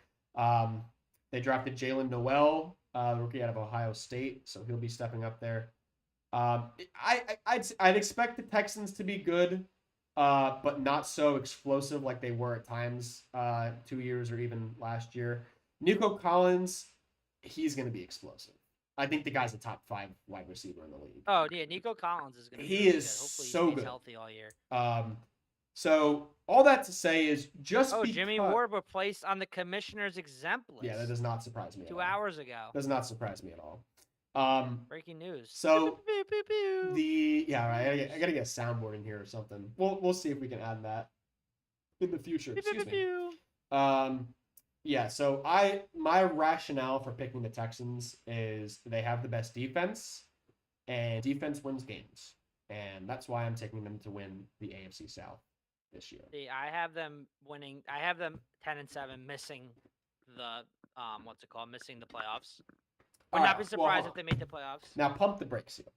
You have the What was it? You have the 10-7 Texans missing the playoffs. You have, I have the 10-7 Bengals. Patriots missing. Patriots missing the playoffs. Who the heck? Did we cut down on the number? 10-7 Bengals. Did we cut down on? You have the 10-7 Bengals making. Yeah, making. Did we cut down on the number of playoff teams here? Because there's no way there's going to be two. No. We haven't gone to the AFC West. I got 3 teams out of the AFC West. Oh my. And they're all 11-6. I'll say Is one of them the Raiders? No. Okay. That being said, let's start with the Raiders then. Geno Smith. No, one thing I'm going to say about the Texans, I just want to say this real quick, which is why I have the Jags. I think the Jags are better. I think last year the Texans, they were 5-1 against the AFC South because the AFC South low-key sucked last year. Fair enough. And I think that was half of their wins was AFC South. And CJ Stroud low-key was pretty shitty against every team besides the AFC South. If you look at his stats last year, it's 20 touchdowns, 12 interceptions, 87 passer rating. Just like I think their offensive line arguably got worse. I think their defense is incredible, and I think that's the only thing keeping them relevant. I think they're going to be one of those recent Steeler teams where like their offense is kind of sputtering, especially without Joe Mixon. Yeah, because he was a big part of their offense. Hey man, you got their running back now? Nick Chubb and Dameon Pierce. Dameon Pierce is hurt. See if we can make it work. Chubb is old. Hey, I mean, I have no confidence in. Don't knock offense, Nick Chubb like that. That's why I think Jacksonville is gonna take them. Yeah. And I think the Colts probably about the same as last year. They're the one team that beat them. And then the Titans beat them, but I think the Titans are going to be a little more sneaky. So that's why I have Jacksonville winning. It's fair. I mean, it's don't have solid the logic. Texans I winning. just I'm high on them. I'm not confident the in the defense. Texans offense. Fair enough. All right, let's move on now. We'll go to the what did I say? I said the Raiders. AFC West. Geno Smith. He's the new face in town. Pete Carroll is the new coach in town. Yeah. I mean, year one, I'm not expecting much. I think they're going to be sneaky. The thing I wouldn't be is- surprised if they make a wild card. I think they could compete. Here's the thing with the Raiders. They're going to be plagued by two things. I have them 7-10. I have them worse than that. Here's wow. the thing with the Raiders. They're going to be plagued by number one, a poor offensive line. They have a very poor offensive line. Yeah, their offensive line's low-key. They have no depth, and their starters are not good. That's number one. Number two, subpar defense. I'm not in love with their defense. I kind of like their defense. If you look at the advanced metrics last year, I know they weren't good, but like not record-wise, but their defense last year, if you look at all the advanced metrics, like EPA per like rushing play, EPA per passing, they low-key weren't that bad. And now they have Pete Carroll coming in, who's a much better coach than whoever their coach was last year. I don't even remember the guy's name. It was just the interim because they wanted to make up for the mistake of after John Gruden was fired and they didn't hire the interim after that. Wasn't it Mike McDaniel? Oh, Mike McDaniel's Seattle's coach. Who was the coach? I don't even know. Irrelevant. He's irrelevant, whoever it was. Why am I not knowing this though? It was whoever's the interim after. It was not Versace. Josh Antonio McDaniels was Pierce. fired. Oh. Yeah, Antonio Pierce. Yeah. And Josh But McDaniels. That's what I was thinking. Yeah. I think the Raiders have a good culture setting. Tom Brady is the owner. I think he's. Yeah, man, that's wild. Guy to step in. Which is kind of crazy. Yeah, look. I think the Raiders are going to be sneaky. I think they're going to be a tough out. I wouldn't be shocked if they make the playoffs. I don't think they will, but I think they're going to be sneaky. They have a poor secondary. They have a very poor secondary. They do have some guys up front. Obviously, Max Crosby. They brought back Malcolm Kuntz, which was huge. They needed to do that. Oh, they had the poop story though. And then Adam Butler. The what? No, with the Christian Wilkins that he got cut. Oh, wait. Saying he was like farting on people and stuff. Yeah. There's bizarre shit. Do you know anything about Christian Wilkins? Like that does not surprise me in the least bit. No, I don't know. I didn't know anything about him. You ever see the video of the guy who was like screaming at the ref to spot the ball? He was like, "Ref, ref!" You ever see it? That's Christian Wilkins. So that doesn't surprise me in the slightest. Well, apparently, Jacoby Myers reportedly wants to be traded. Yeah, I saw that. Yeah, because he was kissing people. Yeah. Oh, Christian Wilkins. Yeah, he was trying to kiss people. Yeah, Jacoby Myers wants a trade because he wants a contract. I saw that. We got to talk about Ashton Genty though, right? I mean, dude, this guy's a short king. Genty. He's a short king. He is strong. Like, he's like 5'9" or something. He is a tank, dude. Yeah, I think he's gonna make an immediate impact. It's gonna be tough though because he's really a east to west runner, and that's where they like to get him outside. Like if you go watch his Boise State. The problem is the Raiders have a very poor offensive line. So I don't know in year one if it's gonna work out for Genty the way they think it's gonna work out. But I do like him. I think he's such a good talent. I think he'll make it work. Well. He'll make it work. Only other thing to note is O'Connell's out for 6 to 8 weeks. He suffered a fractured wrist. That's why they traded for Kenny. And that's why they traded for Kenny Pickett, Correct. Super Bowl champion. Yeah. What about so they bench Jalen Hurts for him in the Super Bowl? Isn't that crazy? That's crazy. That's nuts, dude. I don't know why they do that. Can you imagine, like, if you didn't watch the Super Bowl and you heard Kenny Pickett got in and they won? Wow. There's a video that I saw going around. It's something about you saying the Raiders would make the AFC Championship with Dak Prescott this year. Yeah, I did say that. I was under the influence of alcohol, but no, that's not happening. Obviously, I might bring that up, not on the show, but maybe later. Let's move on. Let's talk about the Chargers. Apparently, I've heard Ladd McConkey has been tearing it up in Makes sense. training Atlanta camp. Fountain, he's a stud. He's going to be really, really good. I think he might have a breakout campaign. I know they got some questions at running back. Najee Harris was questionable for week 1, but I think he should be good to He go. had the eye injury from 4th of Yeah, July. yeah, dude. These I had a these nickel NFL for players every and their fireworks. NFL player that got injured for fireworks. I'd have 7 fingers. 2 nickels. I'd have 7 fingers. And 7 fingers. Omarion Hampton, rookie running back. What are we gonna expect from him this year? You like him? Stud. Yeah. Did you see that one picture of him in preseason where he had like an obvious touchdown and didn't score? Yeah. But he's a stud. Yeah, he's a stud. I like him. I think he's going to be a very nice compliment in the backfield. Got Keenan Allen back. He's back with the Bolts. I gotta tell you, if Quentin Johnston like solves his drops problem, this offense could be very, very potent. Because they really didn't know. Because Mike Williams. The only thing that I had the Chargers going into after the draft. I had them winning the division. Wow. Not anymore. Wow. Not anymore. Wow. After the Rashawn Slater injury, I changed it. They're no longer winning the division. Yeah. What's the injury with Slater? I think he's out for the year. No. Really? Yeah. So that's why I changed it. Oh. No, man. I mean, I still think they have a solid line. Joe Alt, if he continues his development. Joe Alt's but gonna be a Hall of Famer. Rashawn Slater, I believe, is out for the year. Look, I'm just confirming this. That changes. Yeah, he's done for the year with a patella tear. Torn patella. So with that being said, I still think they're going to be good. From. I have them in the playoffs at 11-6, like I said for all 3 of these teams in the AFC West. But I do not have them winning the division any longer. The Rashawn Slater injury. Yeah, that stinks. But I like Jim Harbaugh. I love Justin Herbert. I like the receiving core. I love how they added Keenan Allen. Yeah, I like that. Mike Williams retired. I like Omarion Hampton. Can you believe that? What? Mike Williams retired. Who retired? Mike Williams. Yeah, I know.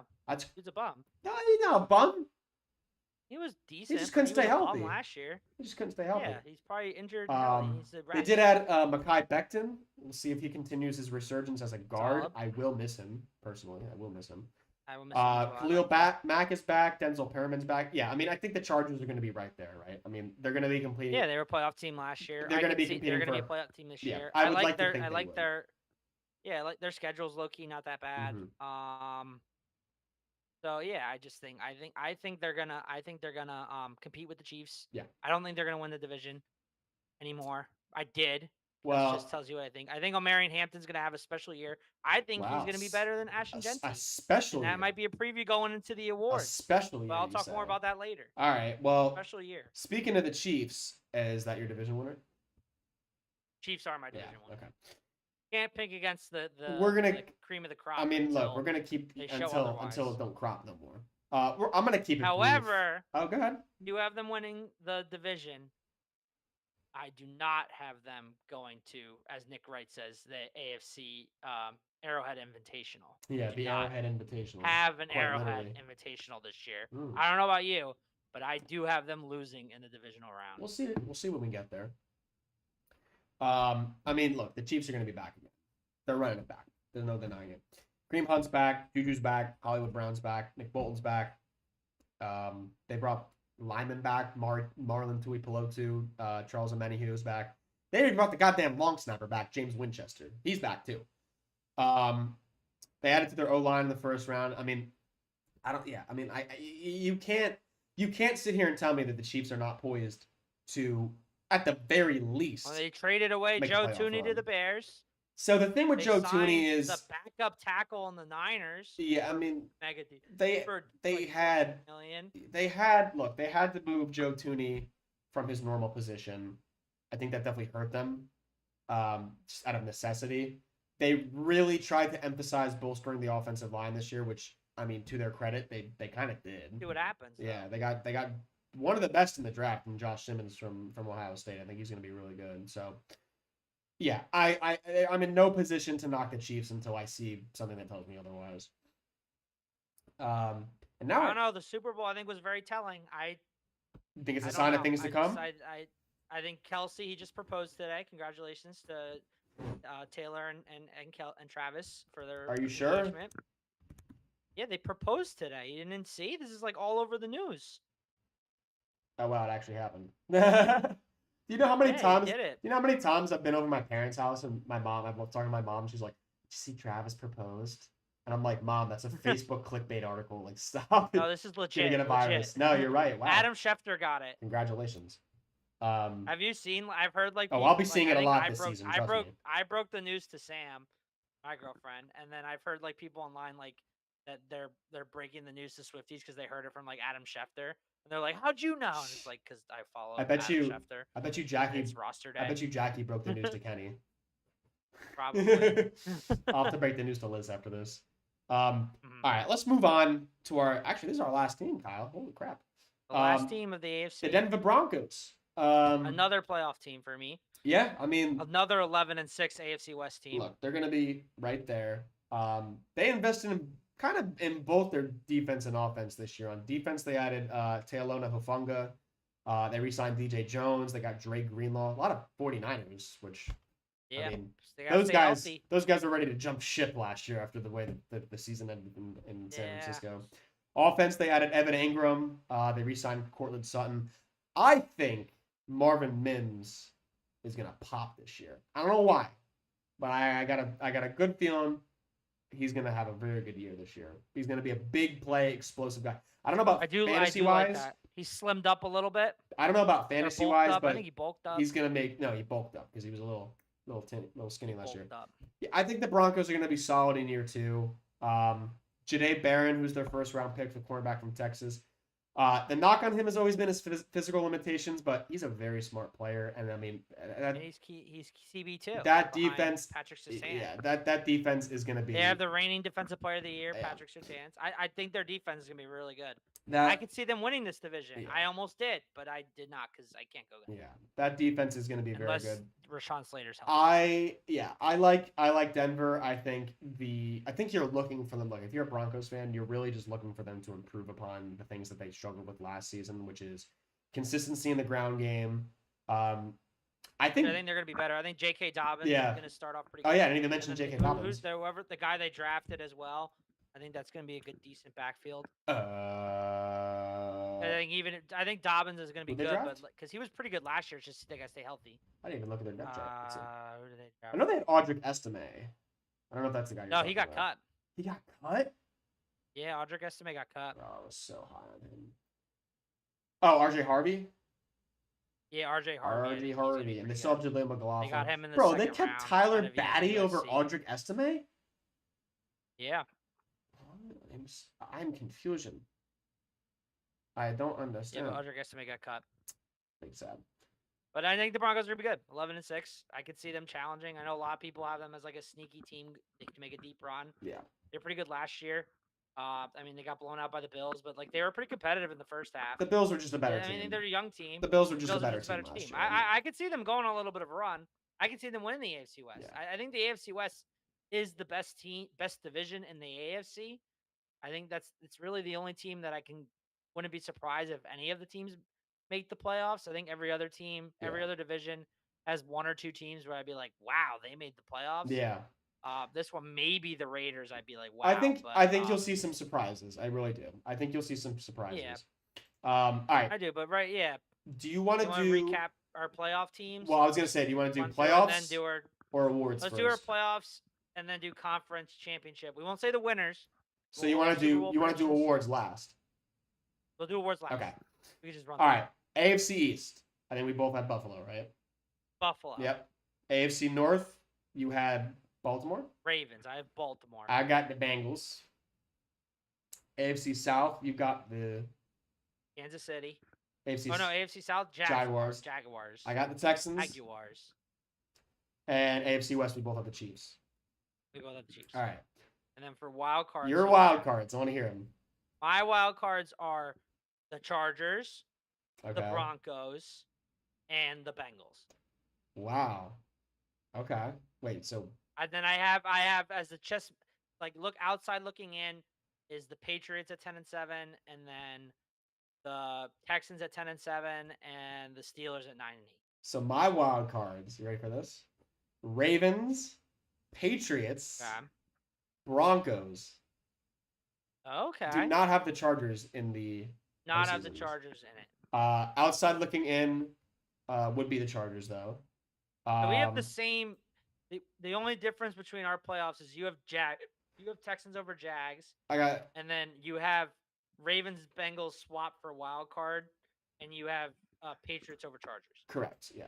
I have the Jaguars. yeah. I have the Jaguars like right there though. When I did the simulation, So I you have think, them looking in. So who's your looking in teams? Chargers. Texans. I got the Chargers. I got the Jaguars. Who was next? I think the Steelers might have been next at 9-8. All right, so we're very similar. Yeah, it's I think the top. I think it's gonna be tight. The top half of the wild AFC. Cards, it's gonna be tight. Yeah, the top half of the top half AFC is clearly Ravens, Bills, and Chiefs. Mm-hmm. All right, AFC Championship. Who you got? AFC Championship. Who I got? As I said before, I do not have the Chiefs making the Arrowhead Invitational. Wow. I have the Baltimore Ravens at the Buffalo Bills for the AFC Championship game. Wow. So I have the Cincinnati Bengals at the Buffalo Bills. Wow.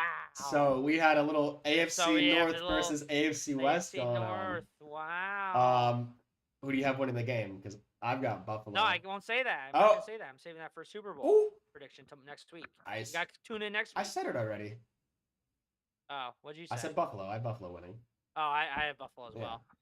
I have Buffalo winning. I have Buffalo winning as well. I mean, dude, either way, if that's year for Buffalo. If that's the matchups, like Bengals/Ravens versus Bills, I mean, how could that not be like that'd be a movie? Come on.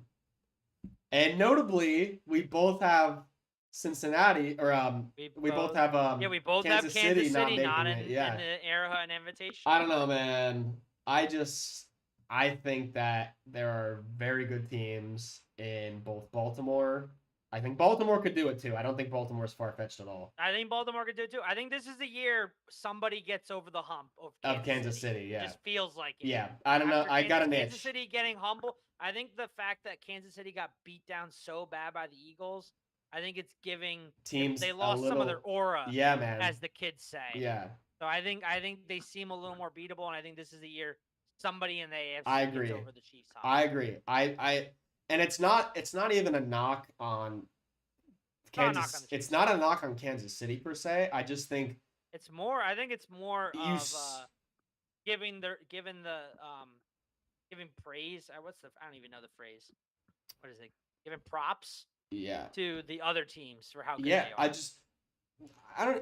That a little bit. I think the Bengals definitely got better. I think it's also giving props for the Chiefs because I think it's just like they've been so dominant. Just give somebody else a turn. Yeah, I don't think it's just because we're bored. I just think this is my honest. The Chiefs showed they're not invincible. I think that's what it is. I think the Chiefs just kind of showed that they're not invisible, and I think or invincible. And other teams are gonna have like that. Like, hey, the Eagles did it, and they did it that bad. Like, why can't we? You know? Yeah, why can't we? Yeah. I don't know. I got a feeling. So, all right. So those are our AFC predictions. Lot of ups, a lot of downs. I mean, it's kind of similar to last year, a little different. I think we're both a lot higher on the Patriots and the Jaguars. Not so much on what did we both not like? I don't know if we didn't like anybody who was good. Both you weren't like that high Miami. on the Texans. We're big anti-Miami. Yeah, you weren't that high on the Texans. I'm just trying to think of playoff teams from last year. You weren't really high on the. No, that weren't high. I wasn't high on the Texans. We're not really high on the Steelers is 9-8. Yeah. They're same. Yeah. But yeah, I mean the AFC is pretty like quarterback centric and stuff. Yeah. It's not really the bad teams are the bad teams. The good teams. I feel like it's like NFC. I think is a little more interesting. Yeah. I think NFC you can make a lot more arguments. Yeah. All right, let's wrap up here with our award predictions. So I've got offensive, defensive rookie, offensive and defensive player. I got comeback player, coach, and MVP. All right, so what do you want to start? Let's do the rookies. Lesser awards. Let's do the rookies. Let's Let's do offensive rookie of the year. My offensive rookie of the year. This might surprise you. Tet McMillan. Wide receiver, Carolina Panthers. That's a good pick. I considered him. And as you'll hear next week, I am super high on Carolina. I loved them at the end of the last at the end of the last season, and I think they're only got better in the offseason. So I think this guy's going to play a central role in helping Bryce Young take that next step that everybody's finally wanted him to. And I think the guy can do everything. I mean, he's not just like he's a big guy, but he's not just a throw it up and go get it receive. He's an extremely good route runner. He's just a very high IQ player, and he can do all the things you want from like a boundary guy, but he can run routes. He can, dominate the middle of the field.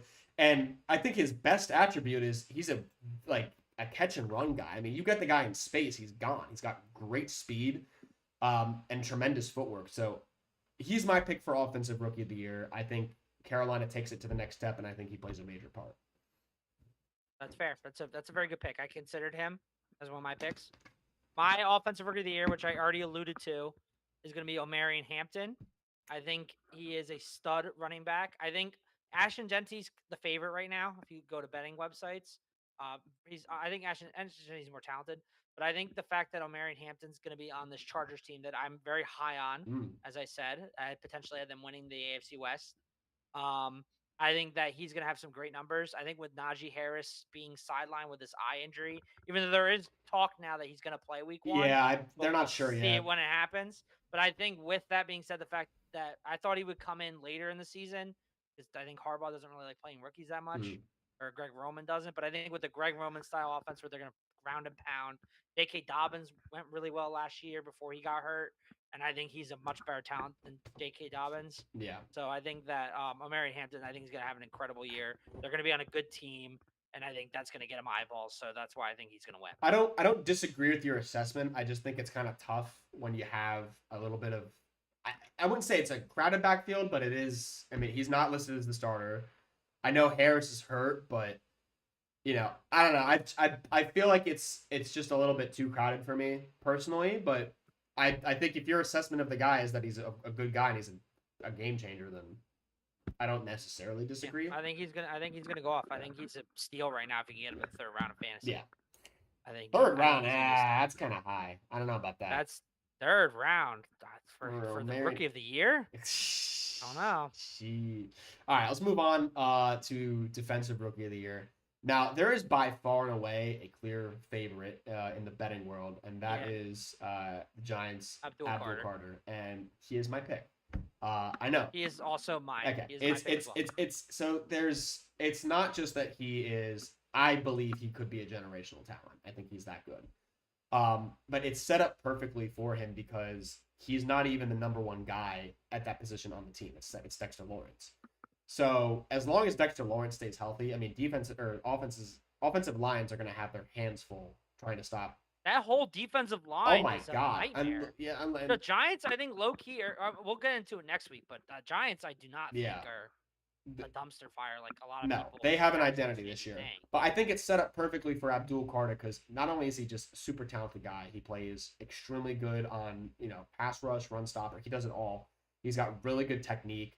He's light on his feet. He's quick to get to the quarterback. But he's not even the guy that defenses are necessarily going to be keying into because they have to deal with Dexter Lawrence. They have to deal with guys like Darius Alexander, who's also a rookie. The one thing is, did you see the Jets block on him in the preseason game? Chip block where he fell on the ground. Oh yeah, I did see that. Yeah, that was pretty funny. Yeah. And then he was like, "The Jets, you aren't even going to be any relevant this season." Yeah, it happens. It's welcome to the NFL. It's a welcome to the NFL moment. Every rookie has one. So yeah, I think it's set up perfectly for Abdul Carter to get Defensive Rookie of the Year. Other guys I like. I mean, I know Mike Green. We don't really like. Dude, I like Mike Green too, but I don't like. I don't want to be. Yeah, I don't want. I don't want to give people like that the time of day, so I won't. I'll just stick with Abdul Carter. Yeah. All right, let's move on. Also, Jihad Campbell though, homer pick, but I think he has a shot. I mean, the guy's starting, right? So. Dude's is it a homer pick? He's in a really good defense. I didn't pick him because people are going to assume it's a homer pick, but I can see it. He's currently what is he currently? Fifth best odds, sixth best odds, I think. He's currently got Yeah, he's got one, two, Like I said, three, Carter is. 4, 5, 6 bet Yeah. odds. By the way, if you're, But I think it's Carter. I think it's if Carter. you're looking to put in some futures today is Futures Day on FanDuel. Yeah, Futures Day on FanDuel. So get your futures in. All right, let's move on to not sponsored, by the way. Sponsor us, FanDuel. Offensive Player of the Year. I feel like I sponsor FanDuel. Yeah, right. Honestly, it should be. It should be you. Yeah, that should be your thing. Offensive Player of the Year. This won't surprise you once we go along with the rest of the awards, but my pick is Bengals wide receiver Jamar Chase. That's a good pick. Yeah, I mean, He's currently second in betting odds. like I said, I'm very high on the Bengals this year. I think he and Burrow and even Higgins, I think they're just going to have a. I think they're just going to go nuts this year. I don't think there's really more to say than that. You know, that's my gut pick, and that's what I'm going to stick with. I want to agree. I think it could be him. I think if I'm picking it safe, I'd probably pick him. Maybe Bijan, Barkley. But in my heart, it's just my gut feeling. I think I mentioned it already. But I think Brian Thomas Jr. going to have a nuclear year. Damn. He's currently, I think, number 10 in betting odds, or maybe higher than that. He's got to be down there. 30, he's at plus 35. Better he's tied bet that, right? He's tied with Malik Neighbors and Devon Achane. You bet that, right? What? Did you bet it? Not yet. You should bet it today. I'm going to. Bet it today.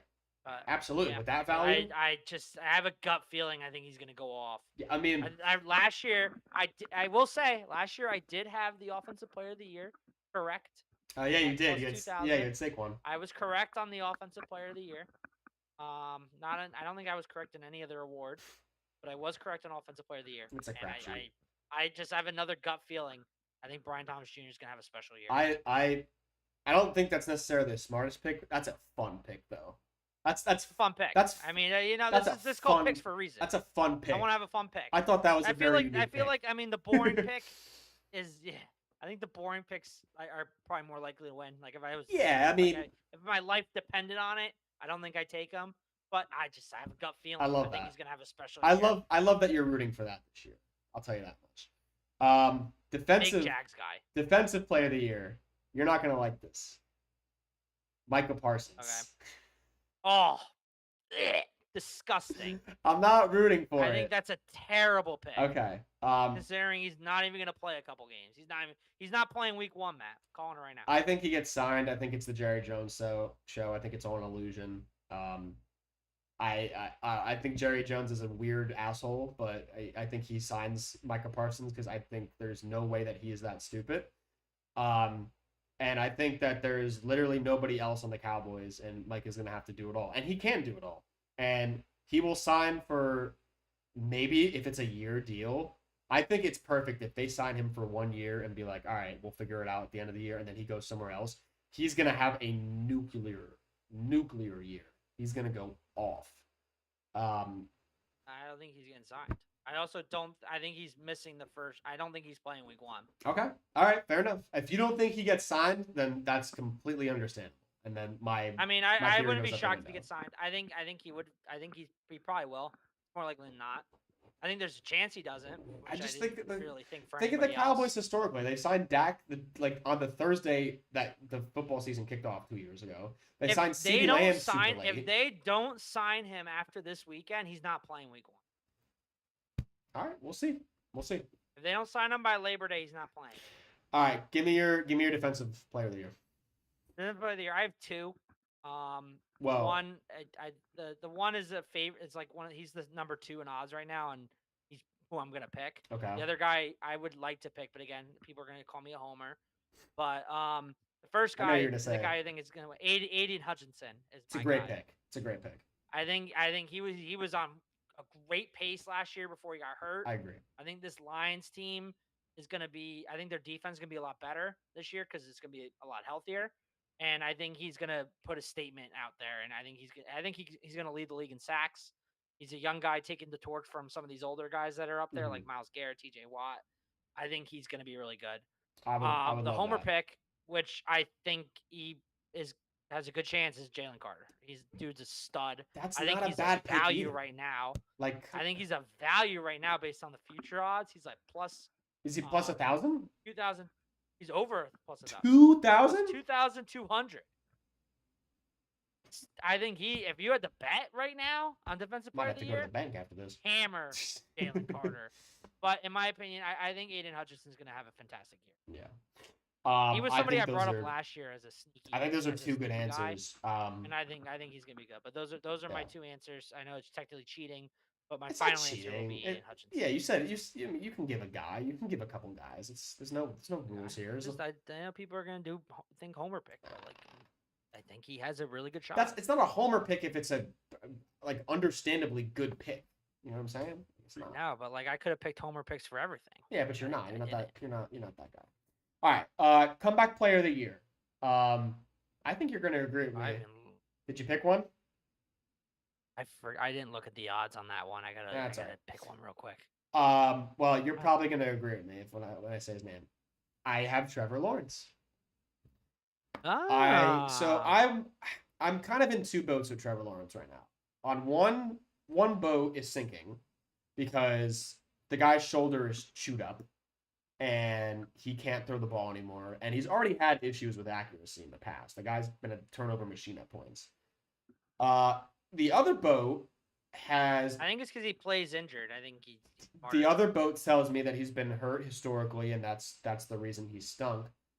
You've seen him be talented at points. He's got a lot of hype around him. You have a new offensive line. You have, and I agree with you on Brian Thomas, by the way. I don't know if he's quite at offensive player of the year level yet, but I think he's going to have a very good year at the very least if he stays healthy. I could see that. I mean, and his Trevor Lawrence's year got cut short last year. I don't know. I think the Jaguars will be better than people expect, and I think he'll win the award. Yeah, I can see Trevor Lawrence. I've already talked his resurgence. Aiden Hutchinson as well. He's the favorite right now. I already had him defensive player of the year. I think I could see him winning both if he does have that kind of a season. But I'm gonna go with guy I didn't talk about, and I guess we'll talk more about it next week. But I'm thinking Christian McCaffrey going to win comeback player of the year. Okay. I think CMC is going to bounce back. I think the 49ers have a really easy schedule. I think they're going to get back to the playoffs. That's all I'm going to say about that for now. But I think he's going to have an incredible year. I think he's going to be the running for offensive player of the year. Is it because it's an odd year? Somebody who I considered. Yeah, it's an odd year. Every other running back is injured, so they all sacrifice their lives. Correct. So that CMC would be healthy. Correct. And I think he's going to have a fantastic year, and I think he's a Hall of Fame talent, and I think he's going to have a really good year. He'll get comeback player of the year. Fair enough. All right, penultimate reward, coach of the year. This is not going to surprise you based on my playoff picks, but I have Mike Vrabel. That's a good pick. Yeah, Mike Vrabel, Patriots. I think they make the playoffs, and I think that automatically puts Vrabel in the at least the conversation. I mean, if he can take Drake May to the next level, then I see no reason why he should not be able to win the award, especially with the question marks they have at offensive line right now.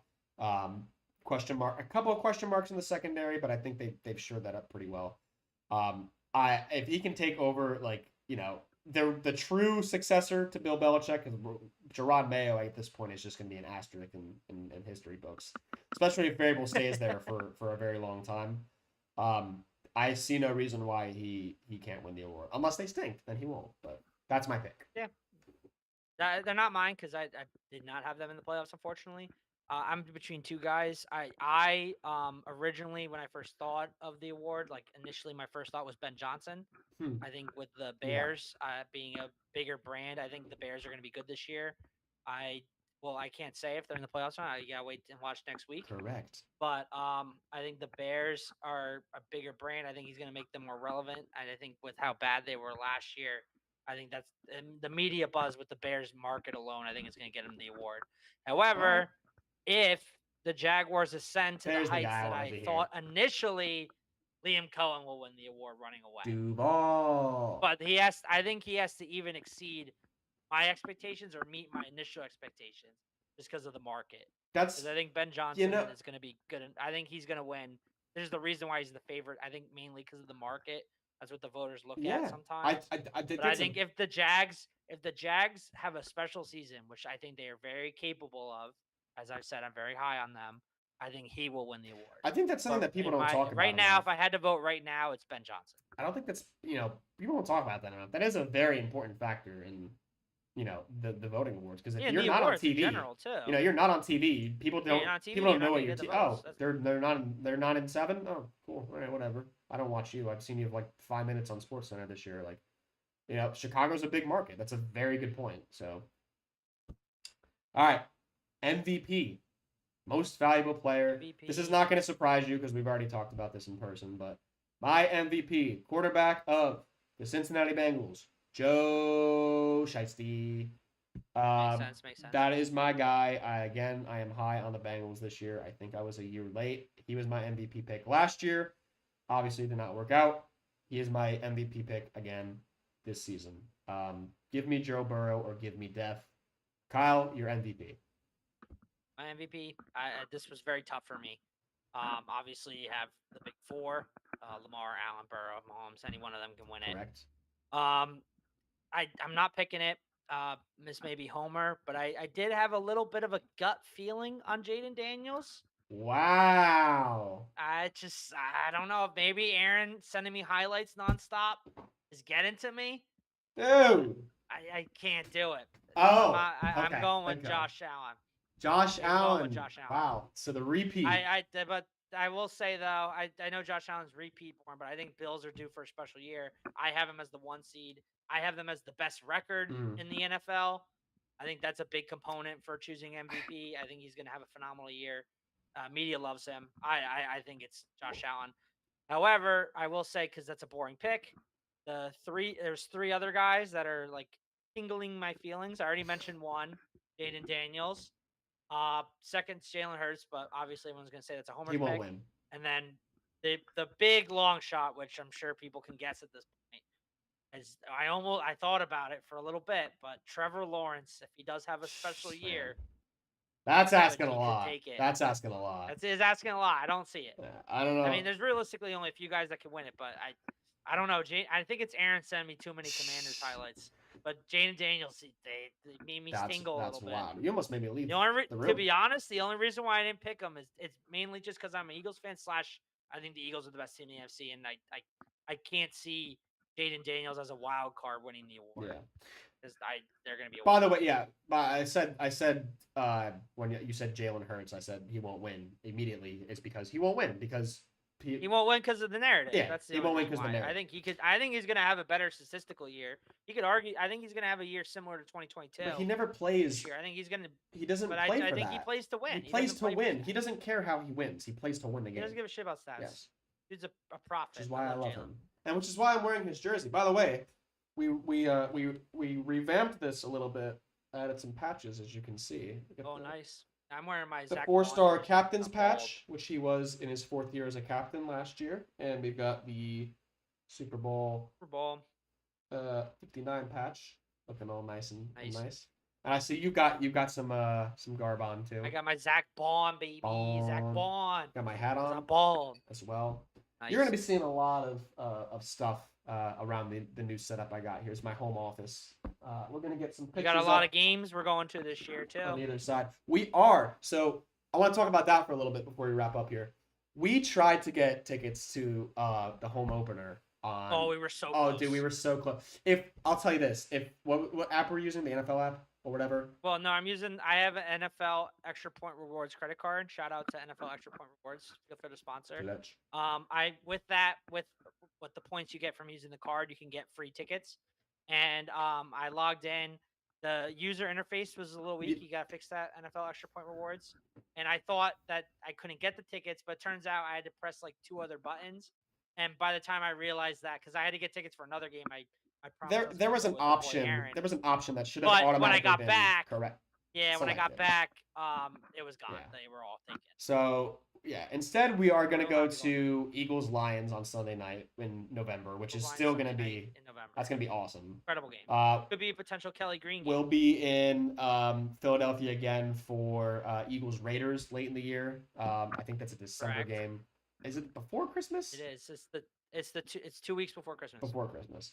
We'll be in Philadelphia for that. I'm gonna try to get to at least one Jets game this year. I got a buddy that's a Jets fan, so I'll talk to him about that. And then I'm sure at some point I'm gonna be in Philly for another game. I don't know what, but I'm sure I'll figure it out. And then the playoffs. I mean, we'll see. I mean, I don't want to say, automatically we'll knock. I don't want to jinx it, but I hope. I think the Eagles will be back in the playoffs, so I don't expect another, glorious run. As you can see up top here, we've got from left to right the wild card, the divisional round, and the conference championship over here, which was just an incredible experience, just a dandy of 3 weeks. But I mean, boots on the ground in Philadelphia for the playoffs. I mean, I'm sure I'll be at least one of those games. We are contingent. We're not set on it, but we might be going to Buffalo too. There's a chance. There's a chance. But weather dependent. There's a small chance we'll be in Buffalo for Eagles Bills, which is, holy crap! If we could get to that game, that would be freaking awesome. Yeah. So I'd love to go there, and then I'd like to add a new stadium to the list this year. I don't quite know. I've been in talks about potentially going out to Pittsburgh for a game for a couple of years now. So I might be going out there for like a little road trip. I don't know if that's happening yet. I haven't even talked with the necessary people yet, but I'd like to add a new stadium to the list. So I was really hoping to go to Green Bay this year. Yeah, I know. We were talking about Green Bay. I couldn't. That was one that we talked about. Buffalo, I was really hoping would be earlier in the season. Yeah. But anyway, right now I'm planning to go to Week 3 Eagles-Rams with my fam. Then I'm going to the Thursday night Eagles-Giants game at MetLife. Obviously going to Eagles-Lions with Matt. Going to Eagles-Commanders the weekend before Christmas with Aaron. And then the other 2 games we already mentioned, Eagles-Raiders and potentially the playoffs. So we've got our work cut out for us this year. It's going to be a fun year. I can't wait to continue to do the show every week. Tuesdays, 7:30. We are on Spotify now, so if you go into the description, you're either listening to this on Spotify right now, or you can click on the video link in the description if you didn't get the entire show, if you didn't finish the entire show. There'll be a link to our Spotify in the video description. As always, we'll still be on Instagram as well. So you get to see the KBTs on Instagram. KBTs coming out next week. Back. Very confident. We're gonna make that its own post because I think last year we kind of did it where we would have watch the podcast. We put our show, we put our picks in on Tuesday. So that usually doesn't change. I think it only changed once maybe from Tuesday to Sunday. It's never changed. Yeah, the podcast it might not have, but. We're going to be making that its own post, and you'll get that probably Thursday would make the most sense. Probably Thursday afternoon before Thursday Night Football. So be on the lookout for that. We've got a lot of exciting things coming up this year, so we'll leave it there for now. We'll be back again next Tuesday at 7:30 Eastern Standard Time, and until then, y'all have a good end to your August. Are we going to be in September in the next show?